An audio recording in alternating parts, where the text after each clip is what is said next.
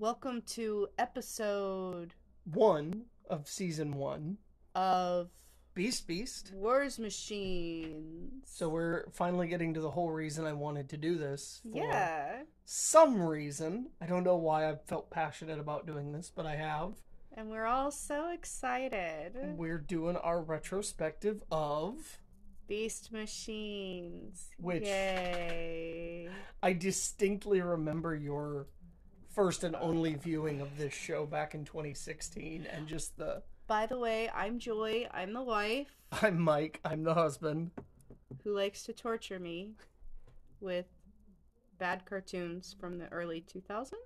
No, bad is accurate. Well, No, yeah. that's accurate. Cartoons It's just... from the early 2000s. But bad doesn't quite cover it at the same time. There's such a wide range, and bad is a massive part of that range. But It's a thing. I mean, I can't be mad. I made you watch the 87 Turtles with me, all except the World Tour season, yeah. which I wasn't going to put myself through again. When I said, we started the first episode of that season, and I said, can we just skip this? And you're like, yeah, we can do that. No, I think we got 2 or 3 episodes in before you asked. I am positive we didn't get through episode 1. Oh, no, you know what? I think you're right. I think we did get a few, and I was just like... Because we went through Paris. I believe we went through England. I know it was Sweden when we turned it off. It was repulsive. And then the show got really good, and then the show got really good, and then it got weird. Yeah. So speaking of weird, here we are with our first episode of Beast Machines. Yeah. And we actually watched the last 5 minutes of Nemesis Part 2. I wanted a nice lead-in, sort of what people in that era of when this stuff was coming on kind of went through. Granted, they probably wouldn't have watched Nemesis right before the airing, but still, they were coming off of the heels of that. That was the Transformers kids variation of Who Shot JR, kind of. Except it was more, it wrapped it up, and you probably had this moment of like, oh, that was so good, I wish there were more. Why does it have to be over? Oh my god, I remember reading, I've read old forum posts from back when I believe Beast Machines was still called Beast Hunters, which is an objectively better name. And I do kind of like that. Well, not to get too into it, but Beast Machines only relates to the Maximals as a name. Because the Viacons aren't Beast Machines. But if you call it Beast Hunters, you can either say the Maximals are beasts that hunt the Viacons, or the Viacons are hunters of beasts. So when they, Well, you could also argue, what is the beast term actually referring to? Is it a mindless, animalistic drone? In which case, it describes the Viacons. Okay. Yeah, I mean, that's... I've always had this secret desire that the Viacons and Megatron were under the control of the Beast. Oh, that would have been from cool. Shadow Raiders. So you just sort of tapped into that, but I think outside of that, it's Beast Hunters is a better name. Yeah, I still like it better. But I remember reading. I've read forum posts where I saw one guy who was like, I really hope they bring back Tarantulas. And it was still when they were calling the Viacons Predacons. Like, the production either wasn't far enough along, or they hadn't released enough information. So people still, like, the promo text that I read was Megatron and his Predacons conquer Cybertron. Oh. Like, early days. So people were still being told that after the end of Beast Wars, and, so they were potentially prepared for that emotionally. And, Oh. Although I would have liked to have seen a whole slew of new Predacons. Like that one Bumblebee show that we don't really... Oh, RID 2015? Yeah, that one. I love some of the Predacon ideas. I do like... For them. They actually had an idea there, and I know... And, most people that would even be listening to this are probably like... Huh? About it. Oh. But, I mean, there was an actual... thought there of, like, making unique enemies. Yeah. And we're still in that era with Beast Machines at this point, where every series of Transformers was trying to bring something new. Yeah. We hadn't, and it kind of does double back because the bad guys are vehicles, but Vehicons are so unique. You cannot call them Decepticon adjacent. They are not. Really? I don't think so. Like, yeah, they're tanks and jets and whatnot, but like the fact that they're all drones except for the generals, and then their robot modes are so bizarre. You couldn't take Jetstorm and put him next to Starscream and go, those people look like they're from the same. I see what you're saying. Like, I agree. They're still trying to add a really unique spin, and RID 2015 also did that. It wasn't just doubling back on the G1 thing. It was trying to move forward. Yeah. Thunderhoof is a fan favorite, even if you don't like RID 15. Like, so he's unique. I like Thunderhoof. I do appreciate that element of trying to, you know, make something new. Okay. I agree. I like forgot what the springboard... Oh, you were talking about new Predacons. Oh, yeah. I would have liked to have seen a new cast. Like, obviously you have to bring Tarantulas back because it's freaking Tarantulas, which, Earthspark, thank you for that take on Tarantulas. My heart. Speaking of doubling back, but also moving forward. Yeah, right? Very... Personally, in this show, I would have liked to have seen Inferno. I think Inferno with a Legion of Drones would have been perfect, but it sort of also is undermined the whole ant thing. Only because it fits the ant thing. I mean, he literally calls the other Predacons drones. Yeah. So no, but... I think that Inferno works because of the environment that he's in Beast Wars. Yes. I think an Inferno in Beast Machines in Cybertron would be so awkward. And I mean, the logic behind his loyalty and drone-like behavior is based on his organic brain. Yeah. So if you strip him of that, what do you even have left? A guy that probably is going to question his past pretty hard if he has enough logic left behind to do that. Inferno just experiencing a continual existential crisis. that would be a fun Viacom. Either that or a Ledger Joker. Especially if you put him in, like, the most heavily armed, missile-laden body. Oh my god. And he's just a maniac. Black War Greymon.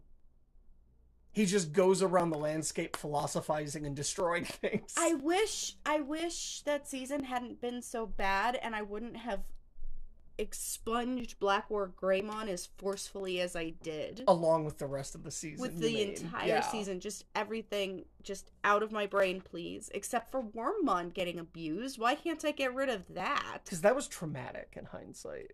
My god. Like, I don't think you realize it when you're watching it, but then you look back and you're like, that was dark. That is an abused spouse child. Like, it's just... in a cartoon for kids. At least Batman veiled it a little bit with Joker and Harley so that you look back as an adult and you're like, oh.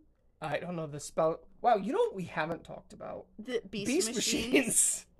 So, opening shot of the flower through the... Yeah, okay, I made a note of that. Cybertron has plants? So this is one of my major complaints about the series. I will pretty typically defend a lot of the stylistic choices for the message they were trying to tell. But one of the things that does really annoy me is that Cybertron feels like a ball of mud wrapped in tinfoil. Like, is there a plant just 1 foot under the surface? And you know what I mean? Like, yeah. You look at G1, and this has to be the same planet. It looks pretty metallic all the way down. But you get to this series, and especially later with, like, Botanica, plants, like, she can just meld through the floor like it's just one layer of metal, and then it's dirt from there on down. I mean, I don't know what space plants do or are like. I have seen dandelions growing... through concrete. In concrete 17 stories up, where there should not be dirt. Well, that's, you know, if the seed blows up there and there's enough sediment that it can draw nutrients. Yeah, but we're talking about from below. Like, what is this planet? It's just sheet metal over an Earth. Is what it feels like immediately. First shot. Does that mean that those, like, divots in the planet are them building out rather than them mining in? Are you talking about, like, in the G1 shots where it looks like you can see almost through to the core? Yeah. I mean, that's the kind of thing that makes me think, they've just been building as they go, and then pieces collapse because of the war or So age or whatever. It's Coruscant, basically. We just built and built and built and built out, rather than, I don't know.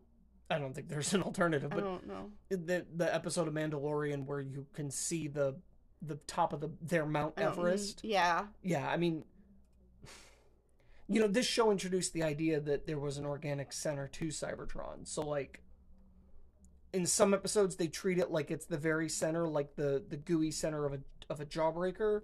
Yes. And then, shots like this in this episode, you're like, no, it's right there.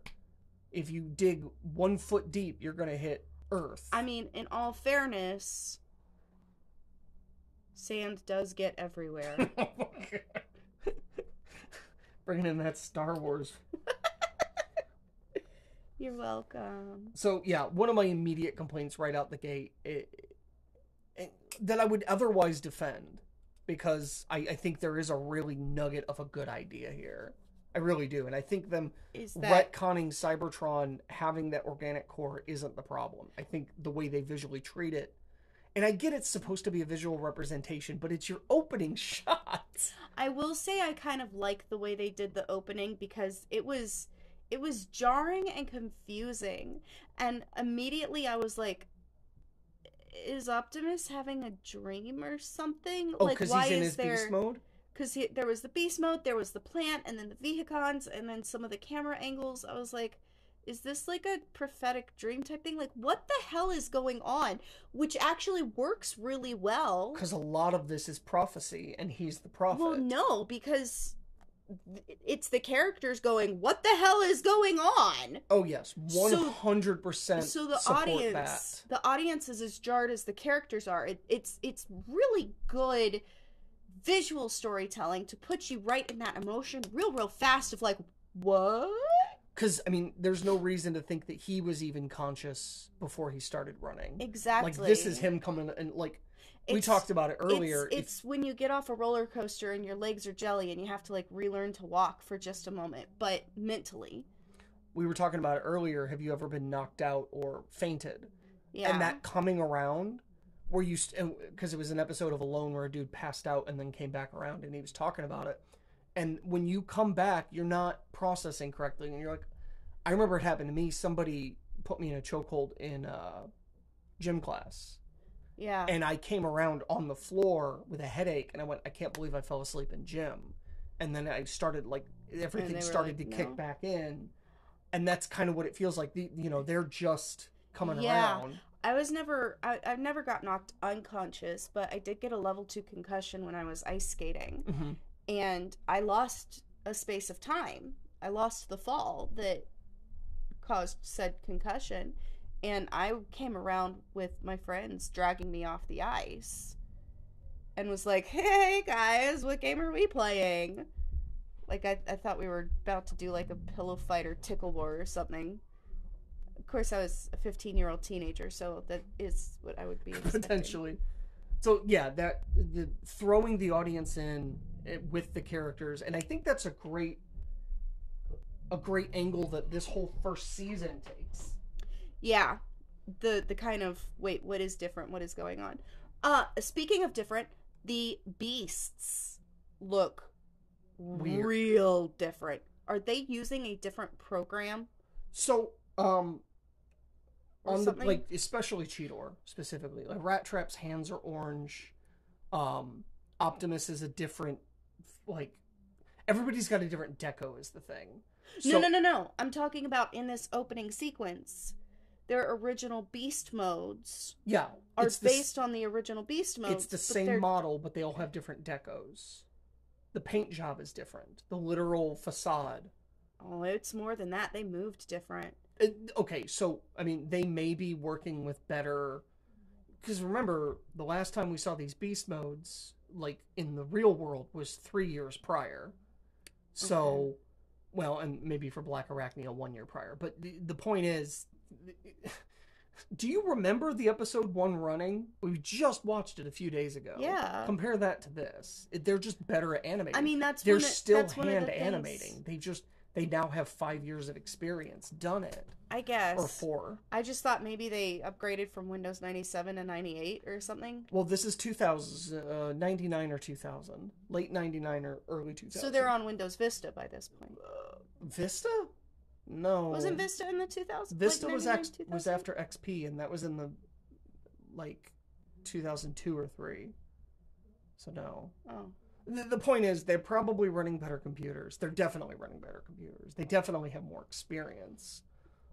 Maybe they're on Macs now. Maybe, I doubt it. Do you remember those candy colored the iMac Macs? Was it oh iMac? My God! Is it? I think yeah. so. I had iMac. one. I had one. I wanted one so bad. So speaking of the beast modes, one of the complaints about this series, it's a continuity complaint, is that they open in their season 1 beast modes. Yeah, I wasn't. And there is a reason for how they got turned back into them later. But the continuity complaint is that Optimus doesn't have that body anymore. The original Beast exploded. Right. And I 100% defend the writers on this one. Wait, why? Because the idea here, and I know it's a blurred line where I won't defend the flower, but I will defend this. The idea is animals and vehicles. Animals being chased by vehicles. That's the monochromatic imagery they're going for. And so, yeah, maybe he wouldn't have that body anymore, but for the sake of that image that they're going for, I completely support it. You'd have to get more metaphysical fake science with me. Okay. I can do that too, because I wasn't going to, but you brought it up. Oops. So when Rhinox puts Optimus's spark into that body at the start of season 2, he had to have programmed in not only the previous beast mode, but all of Optimus's specs. And then it was transmetalized because of the transwarp explosion. So if there hadn't been the transwarp explosion, but he was still putting Optimus in that new body, it would have been a copy of the body that exploded. So it still would have been... Or it would have been Optimus just as Baboom. Well, no. Why would it have been Baboom? But because great toy reference. Because it's a different... I just want to see Baboom. If Optimus hadn't blown up and had got transmetalized, I think he would have turned into the exact same surfing gorilla that he did in season 2. Just because Rhinox would have programmed in that body into the blank. Well, see, then that makes me want to know more about the protoforms a little bit. Because, if you have a small protoform, does that mean you're going to have a small... was Rat Trap's protoform smaller than Rhinox's protoform? Yes. For the sake of argument, you just say it was the same sized protoform as Optimus. And then it got bigger because of the transmetalization. And then how much of a protoform is just blank like that, and how much of it is potentially unique? And that's where the physics starts to break, because they had a regular sized protoform that made Dinobot 2, but he's as big as Transmetal Megatron. And then does that mean that they had to kill another Transformer in order to save Optimus? No, it was a blank. So there was no spark in it already? There are 2 blanks in the series. The one that they put Optimus in at the start of season 2, and the one that Dinobot 2 is created from. My head hurts. My point is, regardless of however you want to consider it a continuity issue, I 100% fully support the creators that said put them back in their original beast bodies. I don't care about the continuity otherwise. I am behind that. I guess that makes sense. If I understood protoforms better, I feel like I would have an argument for you, but I do not, so I will not attempt to make one. I think even if I couldn't rationalize it the way I just did, I would still be okay with it. Because what they were going for was that very visceral image of the organic beast being chased by the war machines. Do you know, I want to be able to say, sure, the message or the story, sacrifice reality for the story, or sacrifice... Continuity, whatever, for the story. I can't anymore. I just can't do that. I can't be that person. It's my fault, isn't it? Probably. I ruined her ability to appreciate TV about 50% from what she was when I met her. Oh my god. You really did. Do you know, I want to watch Friends so bad, and it's so hard It's anymore. fine. I don't want to watch Friends. You can't get me to sit Well, through that no, garbage. I watch it when you're not around, but then I'm watching it, and I'm like, what would Mike think about this? And I'm like, no! Shut that off and just enjoy your crap TV. It's okay. I truly am the toxic voice in your head. They're cute. They're cute people. So, I don't know if this is a reference to Beast Wars or not. I believe it's only in this episode. There are 2 moons. I didn't notice that. I believe it's in one of the opening shots, if not the opening shot. There are 2 moons. The one we see typically throughout the series that I hate, the metal one, which is actually a 2D image. And this is where Mainframe, where they previously, for Beast Wars, everything was a 3D model. Now we'll have 2D backgrounds far off that stand out to me like a sore thumb. So there's that moon, but then there's also a traditional... like moon, like ours. Moon. And dude, Noble later? Moon. If Noble isn't moon. If you don't know what moon is, look it up. You'll have a good little Google. And it's not gross or anything. It's actually legitimately just funny. It's one of the most original memes. Damn it, moon. Damn it, moon. But so I don't know if that's a reference to Beast Wars in the first season where there are 2 moons. I do not believe we see the second moon ever again. And I don't know what's going on. There's just a second moon. And I'm sure we'll notice it later if there's one, but like, considering how much the one that sticks around stands out to me, I feel like I would have noticed it otherwise. Yeah. So, yeah, I did not notice the second moon. What I did notice is Rat Trap said that nobody's going to recognize them in their fur coats, which threw me real hard. Are beast modes not the norm on Cybertron now? In the Great Upgrade, did they not all go from vehicles to organic? So, I would have loved this series to have answered that question, but... because we don't really get a look at actual Cybertron as far as a society goes, I don't know. If you look at any of the supporting material, they just, for the most part, everybody just got smaller, but kept vehicle modes. So it was just roughly human-sized cars and jets. Okay, one, how does my mass turn into the mass of a vehicle? No. At all. Small. Like a U-sized car. Like something Declan would drive around. That's like, I was gonna say that's just a Power Wheel, or like an RC car, not RC the character. Like... Yeah. Well, remember that size is relative. So if everybody's just turning into those, but there are no humans around, why would you notice or care? But where's the fun in it? There is a real disconnect between the fact that there was this great upgrade and everybody became Predacons and Maximals, but nobody took on beast modes. Like, even if they turned into robotic animals, predominantly. Also, if you're still vehicles, then why would you add the ability to do a DNA scan to become a critter if you're still all just vehicles? Like, why add that as an option? Well, I mean... Is it like... Did they go through a social change where everybody started identifying as something other than a vehicle? I think you could, I mean, realistically, scanning a different alt mode of any kind is body modification. And granted, it's more fluid for them because they can do it more easily and it's not as permanent. Nowhere near as permanent. But, I mean, they may have added that ability at some point after or even before G1, because there is... The first G1 toys to feature any organic elements were the Monster Bots. I can't think of their names. Grotesque, and I had one of them in that big 4 set. I can't think of the name.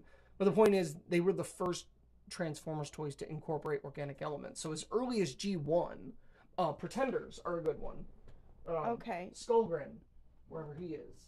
Pretenders are the ones that can actually morph like people, right? So Alice is one in Revenge of the Fallen, but in G1 they have like an organic Pretender shell, and then the robot is inside, and they never really explain in the comics how that physically works, at least not to my knowledge. But organic having organic elements in Transformers prior to even the Great Upgrade is not unheard of. So you just consider it an option for body modification. Oh. An option is an alt mode. When they crash landed on Earth, they said, we need something to prevent Energon from hurting us. Organic shells will do that, so we'll take on organic forms. Okay. I guess that makes... Now, it does undermine the fact that Megatron's mission, that we haven't learned in this episode yet, but will pretty quickly in the second one, is to rid Cybertron of organic life that he doesn't know about? Well, he said that he said in the end of this episode, organics are gross or something to that effect. But, well, and then, like, does that mean you only want Transformers that don't have the organic upgrade option package? I don't know. Let's not get into Megatron because he doesn't make sense, and we need to talk about that when it comes relevant. There's a lot that happened in this episode to talk about otherwise. So a lot. I'll let you. I've kind of dominated, so you take the next point. So when they were climbing down through all of the levels of history, I guess, which honestly would be so freaking cool IRL. I'm just saying. To traverse a fictional planet spelunking style? Yeah, no, I'm down. Like, I would love to do that too. Not even fictional, but there's cities, like there's a couple cities in Spain that it's literally when they can't excavate it because people are living there and people have been living there for like 10,000 years, but they can shoot down with X-ray machines and some of it is excavated and they can see that there's like 4 layers of civilization and buildings and everything where we just kind of were like, fill it in and build on top. Fill it in and build on top. Fill it in and build on top. The elementary school Mike's approach to putting homework in his desk. At some point, the lid just wouldn't close all the way. That's funny. I was a terrible student. Why am I not surprised? Here we are talking about the show that I watched in those days instead of doing my homework, so... But that would be fascinating. Also, that climb was not fun for anybody except Black Arachnia. She's the one that had to poop out the thread the whole time. She was the only one who was secure. Anybody else could have gotten tired. Cheeto had claws. I mean, he was probably just latched into Optimus's shoulder. I'm just saying, everybody else had to climb the rope, and she was like, I'll just make one. She was the one with, like, the full actual repelling gear that you want to have. She's also the one that had to worry about people falling on her. Yeah, she would have dodged. I mean, yeah, because she's got eyes in her butt. We're talking about... No, but clearly they aimed to the back of her head. So you think Black Arachnia can dodge? Mm-hmm. Is that where we're going with this? Why Do you not remember her getting unicorned? By her own missile. Do you know what? Okay. She was looking at the dude. She learned her lesson. That's what happened there. That was when she learned to dodge. Cybertronian civilizations. Leave my girl alone. Leave my girl alone. No, my question was, they're going down there, and he says it again later at the Oracle, but, what's his name? The gorilla. Optimus. The gorilla. Harambe. Oh, God. Speaking of bad things that happened in 2016. Oh, Lord Jesus, bless us all. No, I'm gonna call him Harambe now. Harambe's primal. Optimus. He said something twice in this episode about Transformers coming to Cybertron. He says it once. Yeah, he does say it twice. You're right, because he's talking about the Oracle the first time. Are they not from Cybertron? You know, I had a conversation with someone I think on Reddit the other day, a few weeks back, about this, and it's like they don't bother to explain that. Like, it's one thing when they're upending, when they're retconning Cybertron's history for the sake of the story they want to tell. So in this case, the fact that there's an organic element to Cybertron. Right. But the whole robots coming to Cybertron thing, they don't expound on that. And the idea I get from it, especially in later episodes, is that there's sort of, oh god, I didn't want to get into this until one of the later episodes, but there's sort of a misanthropic element to this that I think the creative heads of this series are misanthropic, or at least were at the time, and I think that bled into their storytelling and the robots' approach, at least the ones that we're supposed to identify with, Optimus and Night Scream later, that, you know, the dominant life form is the bad guy. And I don't like that. And I'm not saying that dominant life forms don't have their downsides, but so I get this, the idea that, at least in maybe Bob Skur's mind, that Cybertron was a wholly organic planet, that the robots were brought there or built there or sent there and just paved over and made their paradise. That is of Cybertron. Exactly what I started thinking. Really? Like, no, not you, just like at the creators. So I'll defend them on some things, but this one I'm like, no, don't make their whole civilization built on the burned, charred remains of another one. That's awful. Don't do that. This isn't the Empire. These are the good guys. I was gonna say it's very Roman.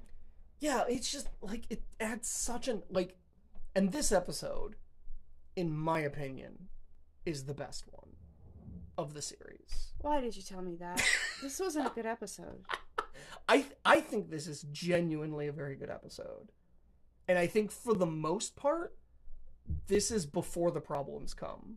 But there are a couple of cracks, and this would be one of them. Because for the most part, everything about it, I'm really on board with. I even think the characterizations are accurate. Like, these characters are not the ones we get in episode 2 onward. To me. They don't, like, Rat Trap is still fighting. They're using, like, aggro. Like, he ran between the tank legs, and then Optimus walloped him. I will say I did like the bots versus beast sequence. And they do it twice, both in their OG beast modes and then in the techno-organic modes. And it's like, look, bro, we've been on the battlefield.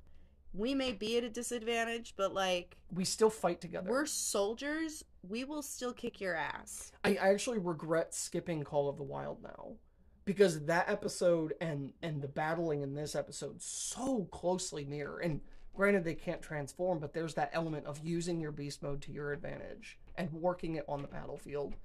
And we don't get these characters again. This episode still feels like they're the Beast Wars characters, to me.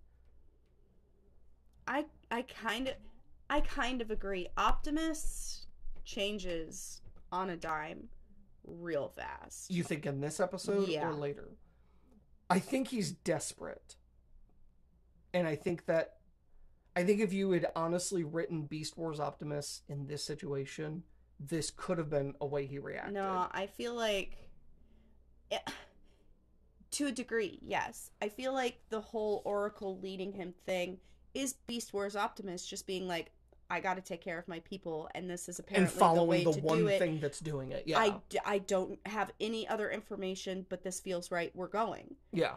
But then, once they get to the Oracle... Are you talking about when he throws the brick? Just before that, where he builds up to throwing the brick and then everything after, it feels... Have you ever seen an interview with Charles Manson? Unfortunately, yes. Yeah, kind of like that, but more TV evangelist charismatic. Okay, so there's definitely the element of the devout prophet. And not in a good way. I think we're still at the point where the spin could have been turned into, and things could have not gone so beast machines. Didn't. No, but that's my point, though, is I think this episode, there's not yet anything objectively wrong with it until the last 30 seconds. I disagree. Okay. I think as soon as he throws that brick, things are different, and we have... I feel like there's two sides to Optimus now. There's the Ultra Zen monk facade. And then the drill sergeant. And then there's the I will lose my temper and burn this place to the friggin' ground Just try me. I will say there's a point right before that where Black Arachnia says, someone says we're nowhere, and Black Arachnia says, thanks to our fearless leader. And first off, I'm like, wait a minute. That's not her quote. No, that's Rat Trap's. I noticed that. Like, he should be saying that. But this is the first time where if you know what's coming, it's that perpetual argumentative state these characters remain in for the rest of the series. It kind of isn't so bad in the first scene of the next episode, but like as far as that goes, this is the first crack of that. So you want to talk about the brick? Black Arachnia's mine.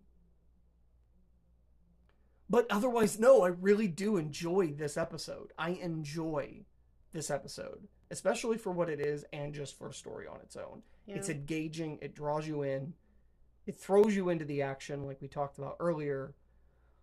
I like this episode. And you know what? And you get the one robot mode that isn't objectively terrible. Aside from Cheetor and Black Arachnia's robots in the opening theme, you get... Optimus isn't so bad visually, his robot. Because I actually like all their beast modes. So, getting to the modes and the changing between the modes. What is that change? Like, you can't call that a transformation. He morphs. Yeah, no. That's a morph. Optimus Dimorphicus, yeah. And not me being funny, me being stupid. He's an anamorph. He morphs. Yeah. Do you remember when I used to call it morphing and you were like, they're transforming? Yeah. No, this was that was the cutest thing. And honestly, like a child that loses the thing they say the wrong way, I miss it when you called it morphing. Your sister does the same thing. She's like, morph it. I'm like, it's just in their blood. They just, what is that? No. What's weird to me about his transformation is they do all these up close shots of like the arms like shrinking, specifically his hand changing, the hand and the legs and the torso. But what's weird is that the one we always see later, the gorilla arms shrink and go into the body as the robot arms expand and go out. So I don't know why they have two different transformations for him. I don't know why they didn't just use the squishy one that they have here, because visually, to me, that works much better, because it looks like the arm is morphing into a different arm rather than going into his body. And, like, they all do that. Cheetor does it. His beast limbs, like, slide into him as his robot limbs slide out. Black Arachnia, same deal. They had to do that because there's no toy that you can push a button and a glowing ring passes across it and it turns into a different toy. But, like, I don't know why for the sake of the show, because they gave up, like, trying to make it work for toys at some point along in the production. Did you not see what just happened? Someone clearly threw in the towel at some point and went, fuck it, we're doing it, whatever. I mean, and that's actually a known fact, is that the production teams for the toys in the show were working together really tightly and then wide. And because it was at a point where the production team had to just go do their stuff, and the design, the TV team had to do their stuff, and they stopped communicating. And so for a long time, the toys and the designs looked the same, and then they just stopped. So that's why the first year, especially Beast Machine's toys are just not even close. Part of why 9/11 happened.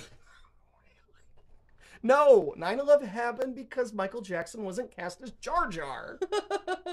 So something that Bush did the Viacom apocalypse. Bush is Megatron. That would explain why his voice sounds different at the end of the episode. Really does. Everyone does. He's doing it different. That's one of my benchmarkers for why the characters seem the same to me. Because in this episode, they're still using their Beast Wars inflections. And they all change after this. Black Arachnia sounds different. Cheetor sounds older, so he doesn't really change. But Rat Trap gets into a whinier voice. Even their direction changed. Well, I think when you're given writing that is what this is, it doesn't matter who you are as a voice actor. It doesn't matter what the direction is. You are just naturally going to give it something else.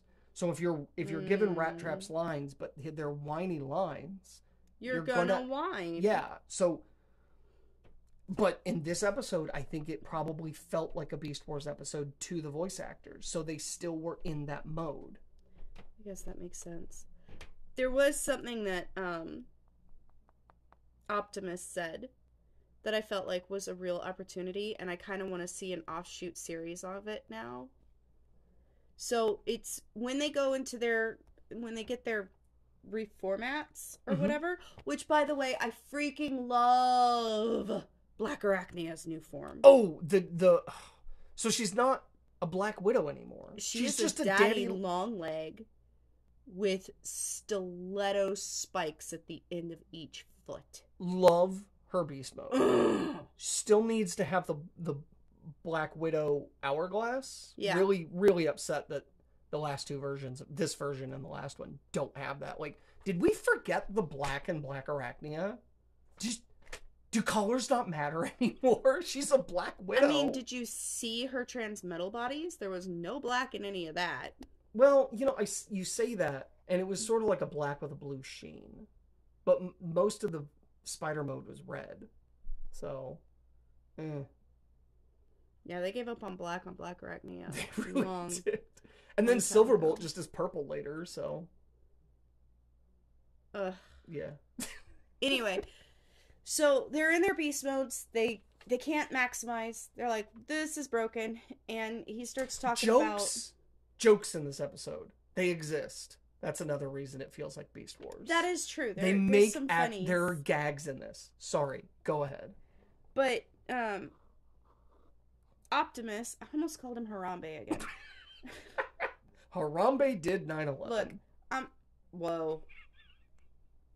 That's why they took him out. Okay, look, I'm a little tired, and I think I'm catching a cold. So, plus the pregnancy, brain no working that well. Harambe was saying something about...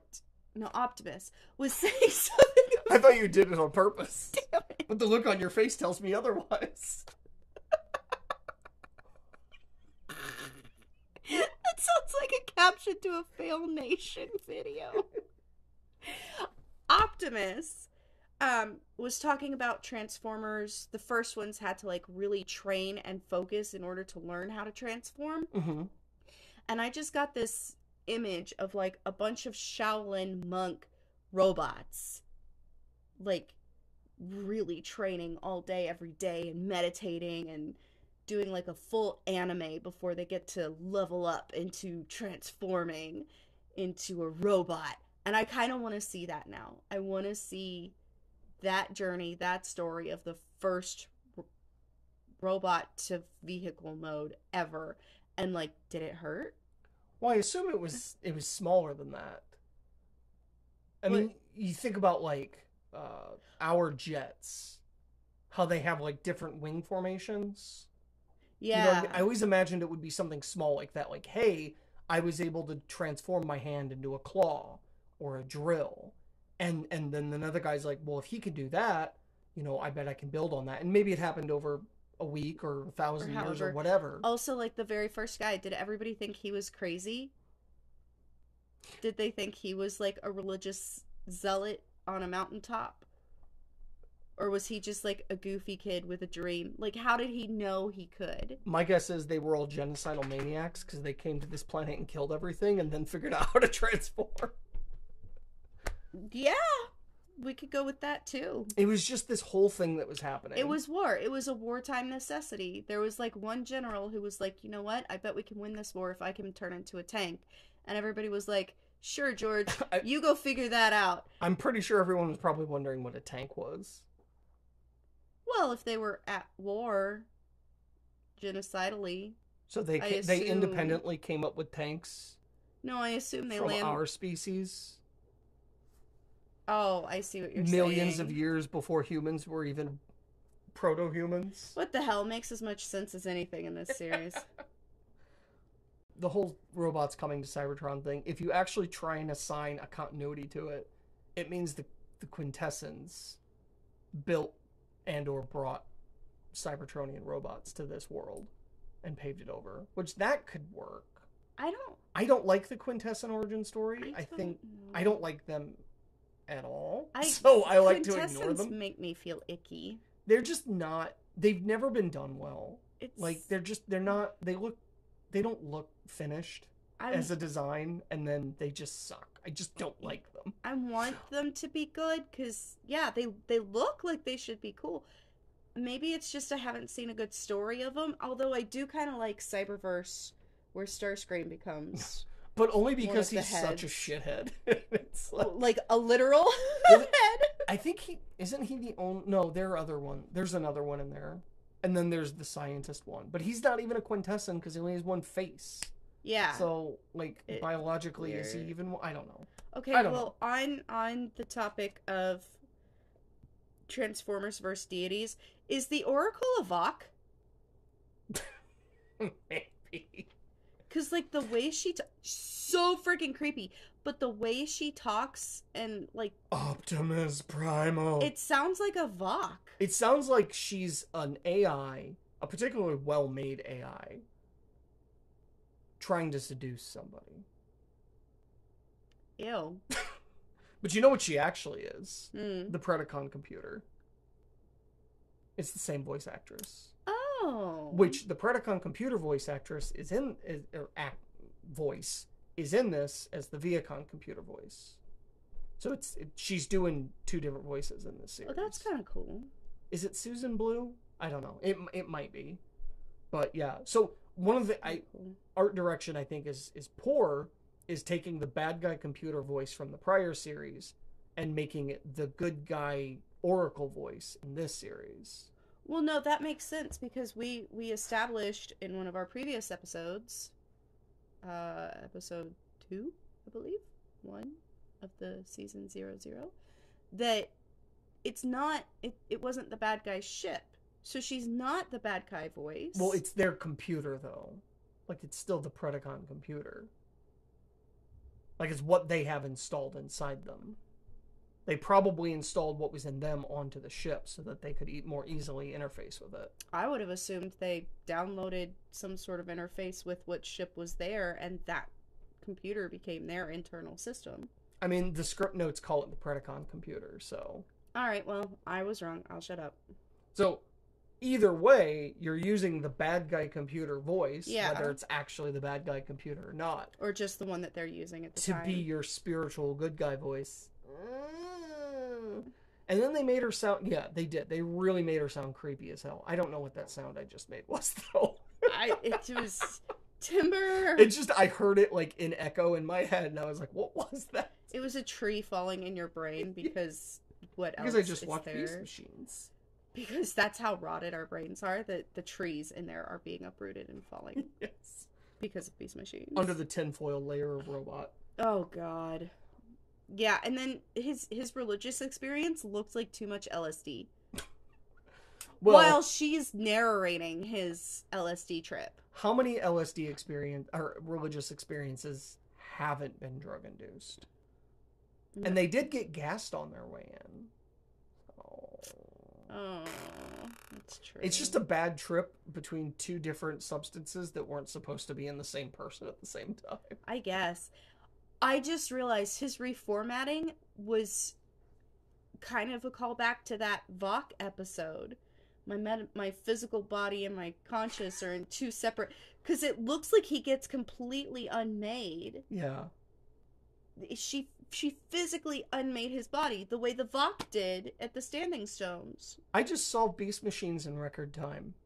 I just realized how you can justify this series. Oh, God. It's all a fever dream of Optimus dying on the floor of wherever they landed. The Oracle isn't real.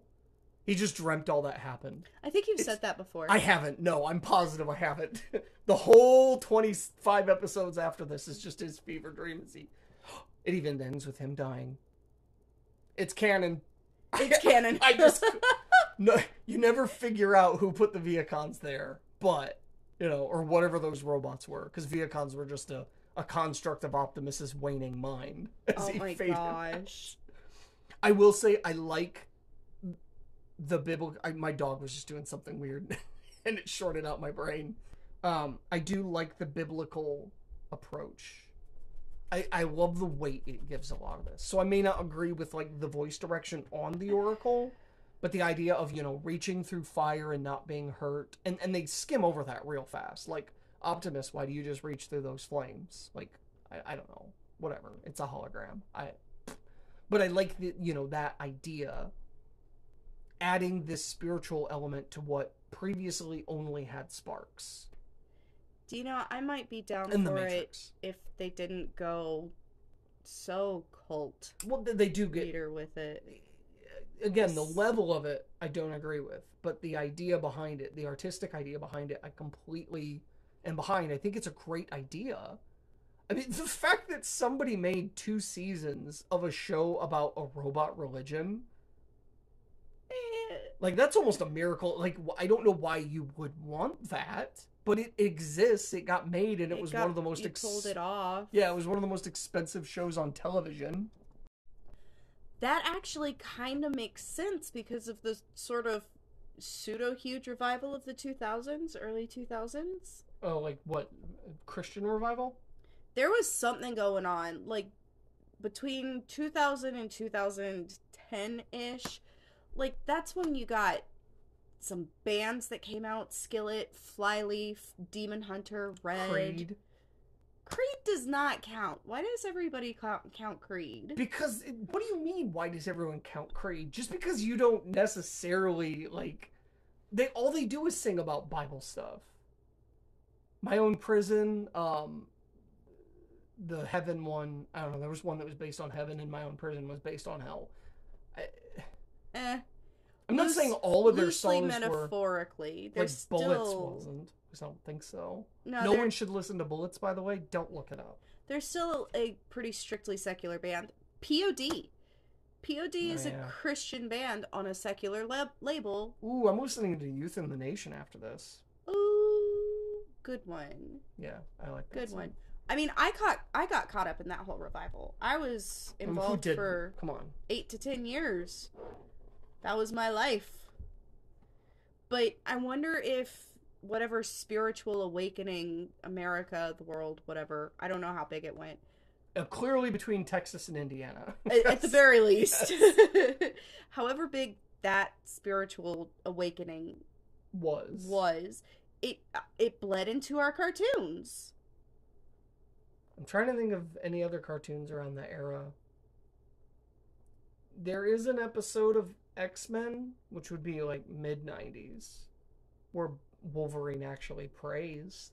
Really? I was really shocked to see that. I did an X-Men watch through all of it except for season 5, which was sort of like their world tour season, or however many. It was the last season, but I think it's the only episode with Nightcrawler in it.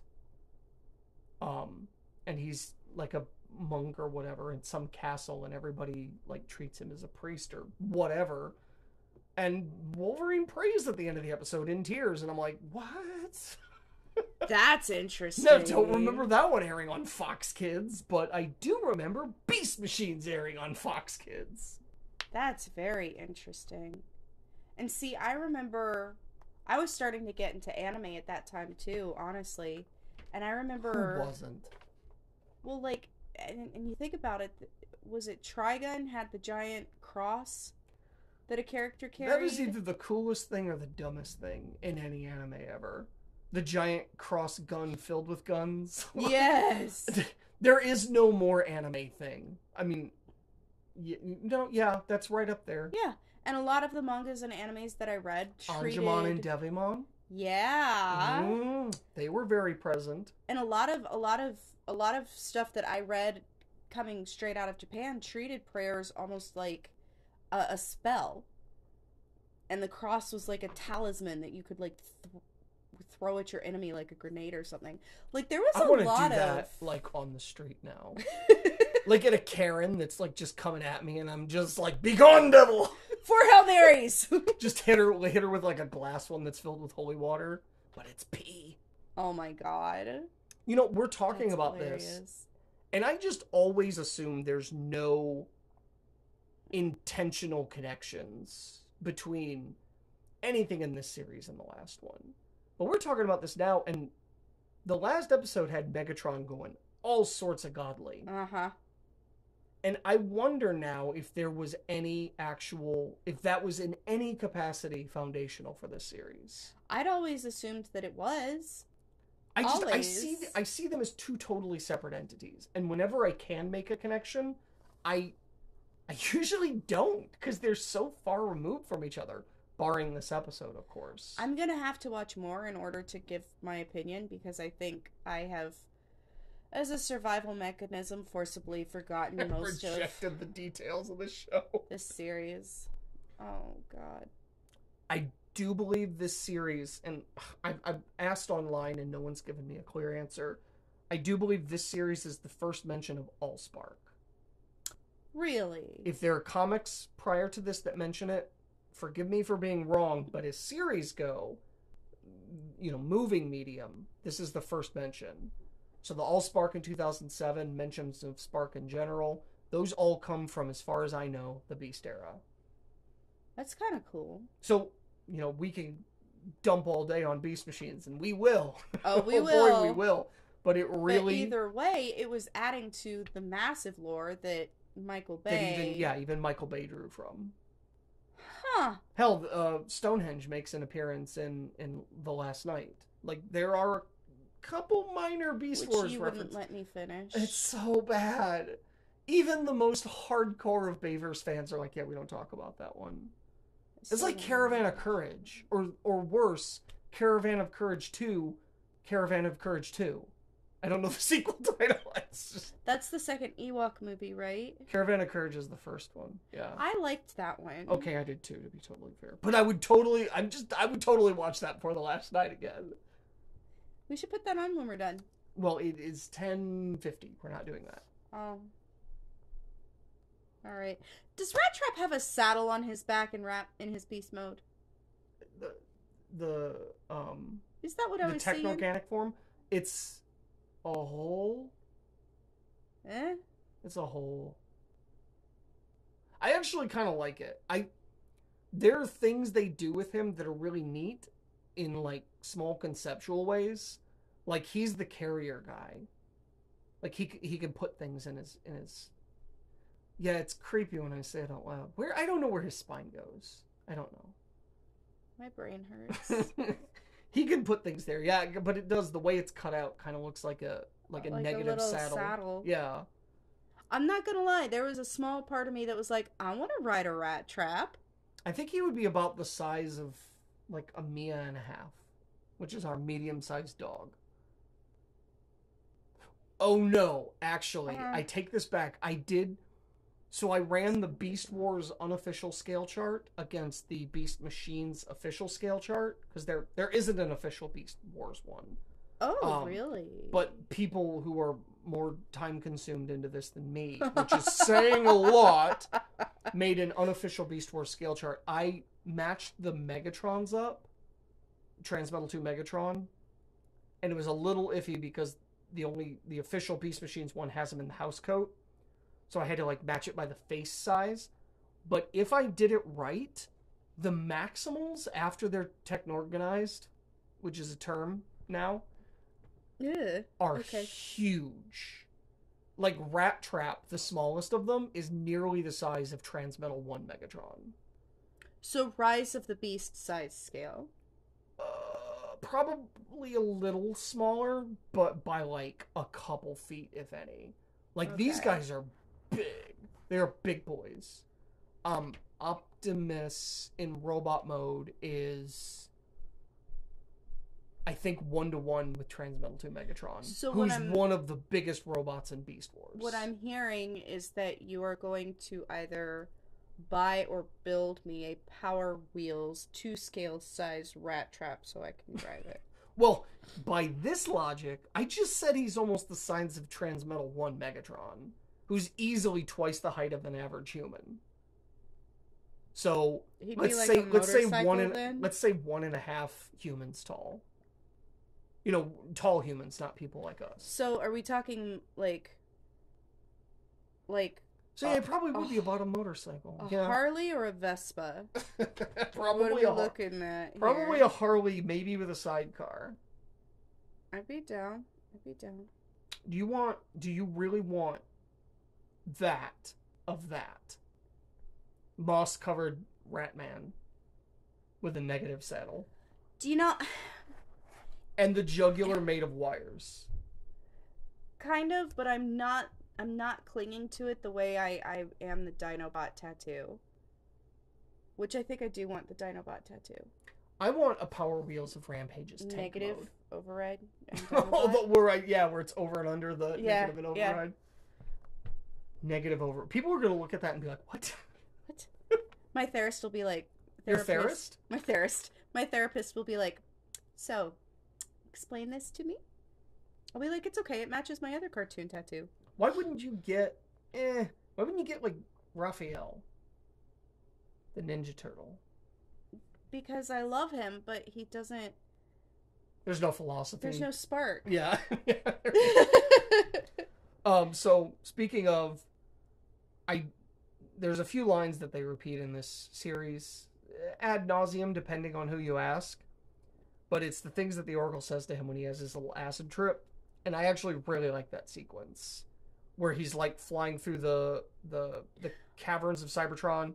And she says, seeds of the future lie buried in the past. To unleash the warrior within, you must tame the beast without. That is a great freaking application of the beast without and the warrior within.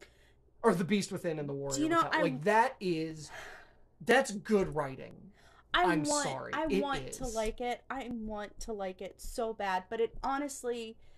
It sounds like something I would have heard out of Hercules or Highlander or Xena or... Hercules, not the animated one? We're talking about the Kevin Sorbo? Sorbo. Disappointed. Which was us with this show. I wanted to like it, but... And maybe I'm just... so ready to hate that I'm gonna hate even the good. It's difficult. It really is. I mean, I'm 12 years into revisiting this series because after doing Beast Wars in 2010, I held the line. I was like, I can't do Beast Machines. I can't. And I finally got around to it in 2011 and it was just brutal. Yeah. So, but I'm also a little desensitized at this point, and I can look at the things that maybe, as a whole, not great, not good. And I mean, the writing genuinely awful. The writing wasn't for us. The writing was for 12-year-olds. And honestly, as a 12-year-old, that would have blown my friggin' mind.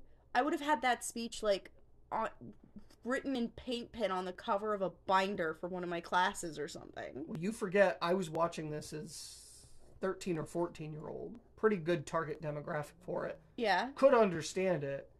And I hated this show.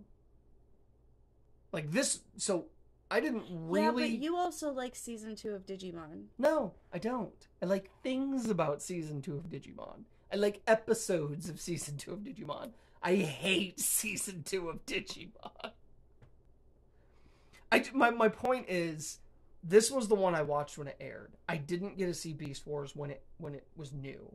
I watched it in retrospect. And you still ended up watching Beast Wars? How? I didn't for a long time. My best friend in the world, Craig, tried to get me to watch Beast Wars in college, and my Beast Machines hang-ups prevented me from watching it. I didn't decide to watch it on my own until 2010 when I found that TV Tropes article that I read, and it was the Mastermind Gambit, I believe is what it's called.